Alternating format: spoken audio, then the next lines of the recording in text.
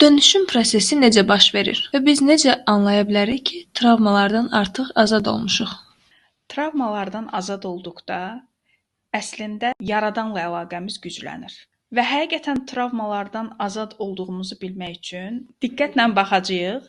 Əgər bir hadisə baş verəndə bizə qıcıq yaratmırsa, demək ki, orada travma qalmayıb. Ümumilikdə bütün travmaların kök səbəbi ana-ataya dayanır. Ana-ata ilə münasibətlərimiz yaxşılaşmağa doğru getməlidir.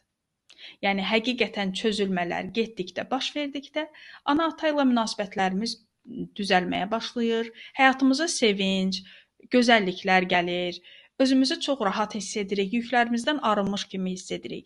Niyə yaradanla burada bağımız güclənir? Çünki əslində baş verən bütün hadisələrin kökündə biz nə anamızı, nə atamızı, nə qarşı tərəfi günahlandırmırdıq. Biz haşa birbaşa yaradanı günahlandırırdıq.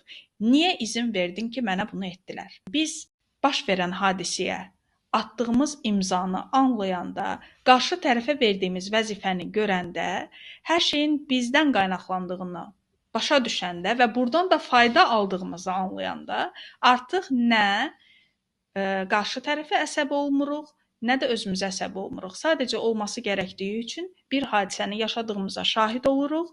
Ona görə də həm yaradanla bağımız güclənir, həm ailə fərdlərimizdən, həm də həyatımız gözəlləşir.